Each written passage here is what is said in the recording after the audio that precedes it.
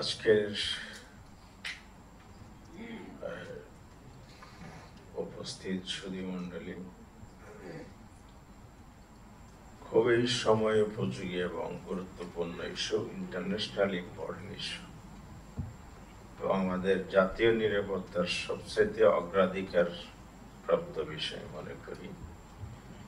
এরকম একটা বিষয়ে আজকে যে আলোচনাটা আয়োজন করা হয়েছে, শুরুতে আমি আয়োজক প্রতিষ্ঠান যারা জড়িত সবাইকে আন্তরিক শুভেচ্ছা জানাচ্ছি, কৃতজ্ঞতা জানাচ্ছি এবং স্মরণ করছি যারা রোহিঙ্গার রিফিউজি হিসাবে বলেন আর এখানে আশ্রয় নিয়েছেন মানবিক কারণে, সে সকল নির্যাতিত মানুষের প্রতি শ্রদ্ধা এবং সহানুভূতি প্রকাশ করছি। যে ইস্যুটি নিয়ে আলোচনা হচ্ছে, এটা একটা দীর্ঘ ইতিহাস আছে, এখানে স্বল্প পরিসরে বলার সুযোগ নেই। এই জাতি গোষ্ঠীটি এই জায়গার অবস্থান কখন, ইতিহাস কি বলে? 1430 সালে তারা গড় থেকে এখানে বসতি স্থাপন করে। প্রত্যেকটি জাতিগোষ্ঠীর ব্যাকগ্রাউন্ড আছে, ইতিহাস আছে তাদের। এটি রোহিঙ্গা সভ্যতার আদিবাসী তারা 1500 সাল থেকে 1666 সাল পর্যন্ত তারা সেখানে 100 বছর 1571 থেকে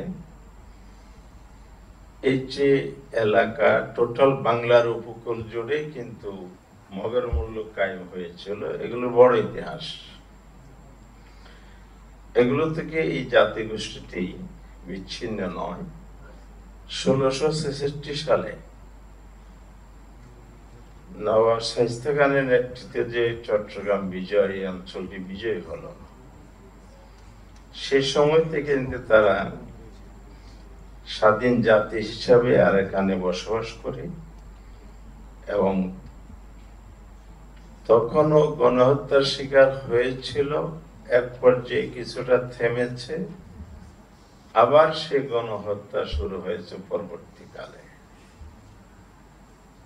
ক্ষমতার জায়গায় যদি বলি, জাতি হিসাবে তাদের পাওয়ার কোন পর্যায়ে পর্যন্ত পৌঁছেছিল, সে মায়ানমারের রাষ্ট্র ক্ষমতায় কিন্তু তাদের অংশগ্রহণ ছিল, পার্লামেন্টে ছিল, তাদের ক্যাবিনেটে ছিল, স্বাস্থ্যমন্ত্রী একজন ছিলেন।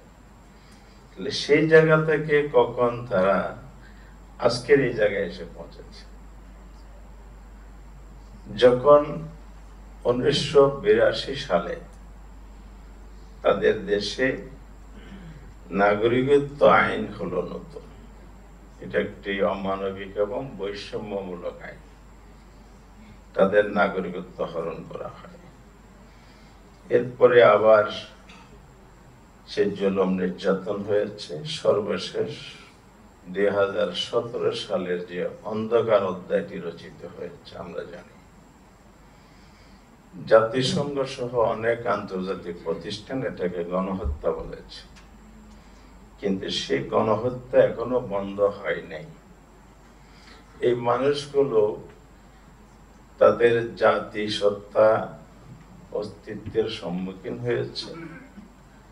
শুধু তাই নয়, বিশ্ব মানবাধিকারের যে বিষয়গুলো সংরক্ষণের জন্য আন্তর্জাতিকভাবে সনদ রচিত হয়েছে, সকল সনদের বিবেচনায় রোহিঙ্গাদের আসলে মানবাধিকারের লেশমাত্র নেই। তারা স্টেটলেস, তারা নানা ধরনের নির্যাতনের শিকার। এগুলো অনেক ডাটা আমাদের কাছে আছে, এগুলো বলার সময় নেই। আজকে যে পরিস্থিতি সেখানে বিদ্যমান, আর এখানের ওদিকে যেমন একটা রোহিঙ্গা জনগোষ্ঠী আছে, বাংলাদেশে বিশাল একটা জনগোষ্ঠী আছে, পৃথিবীর বিভিন্ন জায়গায় আছে। 45 লক্ষের অধিক রোহিঙ্গা জনগোষ্ঠীর সন্ধান পাওয়া যায়। এক সময় এই সংখ্যা আরো বেশি ছিল।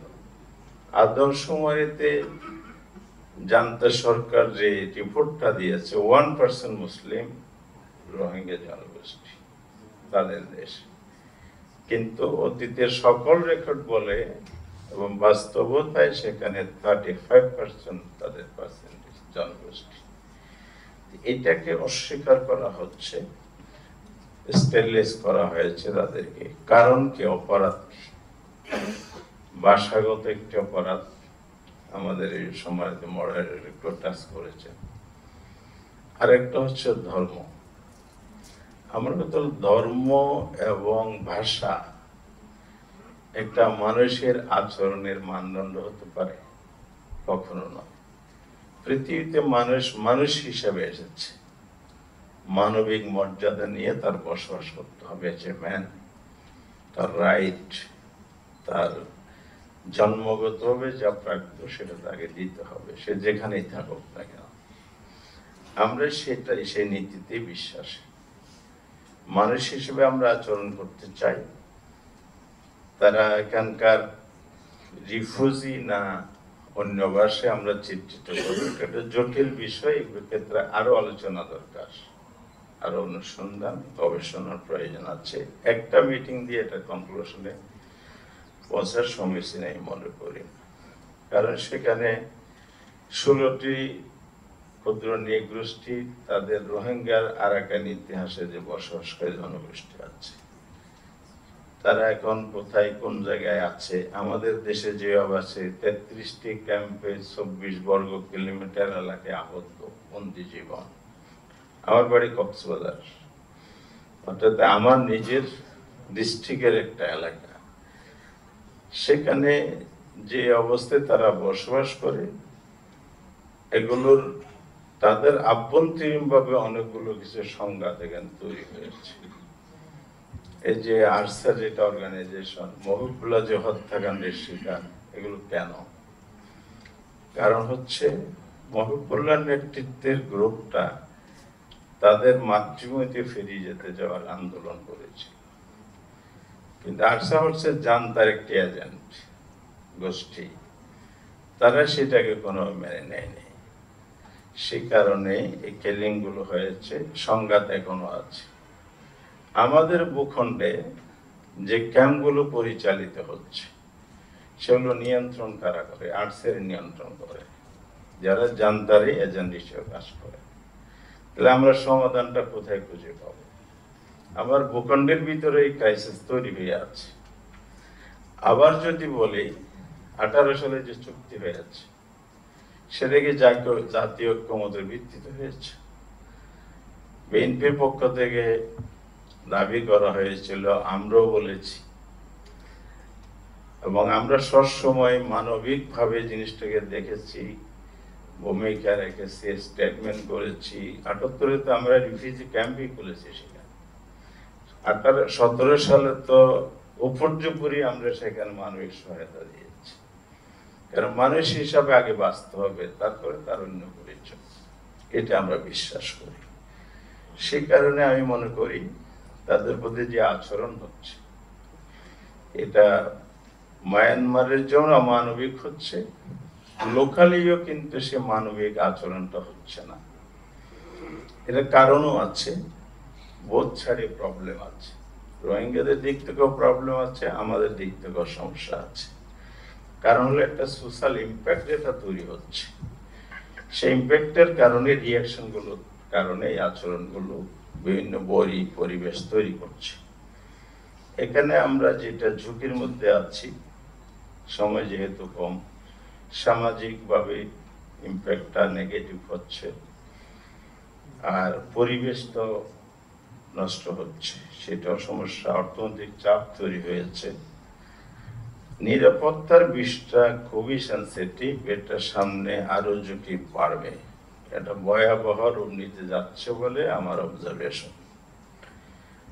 পাতাইও একটা এলাকা আছে বান্দরবনের খুবই কাছে, এই জায়গায় কিন্তু আরাকান আর্মি যেটা তাদের দখলে, তারা কিন্তু আবার আমাদের পার্বত্য অঞ্চলের বিভিন্ন তরুণদেরকে রিক্রুট করছে, ট্রেনিং দিচ্ছে, তাদের বাহিনীতে প্রবেশ করাচ্ছে। এখন বর্ডারটা আছে হলো মায়ানমার সরকারের নিয়ন্ত্রণে, সেখান থেকে ক্রমশ আরাকান আর্মির নিয়ন্ত্রণে চলে যাচ্ছে। এগুলো মিলিশিয়া গ্রুপ। এখানে আরো অনেক অনগ্রাউন্ডে অনেকগুলো ক্রাইসিস তৈরি হয়েছে, অনেক গ্রুপের জন্ম নিয়েছে। এই আরাকান আর্মিকে বলা হয় বুদ্ধিস্টের একটি এক্সটেনশন গ্রুপ। তাদের পলিটিক্যাল উইং আছে। এই উইংগুলো সহ মিলে যে জটিলতা তৈরি হয়েছে, বাংলাদেশের জন্য একটা নিরাপত্তার ঝুঁকি খুবই মারাত্মক রূপ ধারণ করছে। এটা বঙ্গোপসাগর পর্যন্ত যদি ছড়িয়ে পড়ে, তাহলে এই পুরো অঞ্চলটা কিন্তু অশান্ত হবে। তো আমি শেষ করতে চাই, 1 মিনিটের মধ্যে উনি 1 মিনিট টাইম দিয়েছে, ধন্যবাদ। নিরাপত্তা ঝুঁকিটা আমাদের সবচেয়ে বড়। আপনারা পত্রিকায় দেখেছেন, আমরা গ্রামের লোকদের কাছে সরাসরি শুনছি, ওই পথ থেকে মোটর সেলে আসে, বাড়িঘর অ্যাটাক হয়, মানুষ আহত হয়। জেলেরা মাছ ধরতে যায় আমাদের নাম নদীতে, সেখানে তারা সিকিউর না, আহত হচ্ছে। সেন্ট মার্টিনে চলাচলের জন্য ট্যুরিজম বিজনেসম্যানদের জাহাজ চলাচল বন্ধ করার সরকার নির্দেশ দিয়েছে। এই নিরাপত্তা ঝুঁকি আছে, ইম্প্যাক্ট গুলো আমি একটু টাচ করলাম। সমাধান কি, এটা বলে শেষ করব। সমাধানের জন্য গভর্নমেন্ট যে পদক্ষেপ নিয়েছে এটা ভুল ছিল।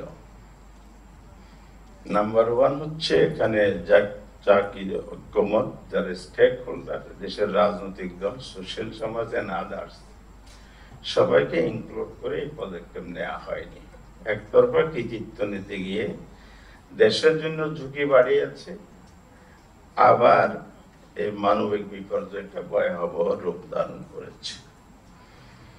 এই জন্য এখানে আবার নানা ইন্টারেস্ট গ্রুপ আছে ইন্টারন্যাশনালি, এগুলো আমরা জানি। সবাই কার কি ইন্টারেস্ট সে ব্যাখ্যা দেওয়ার সময় আমার কাছে নাই।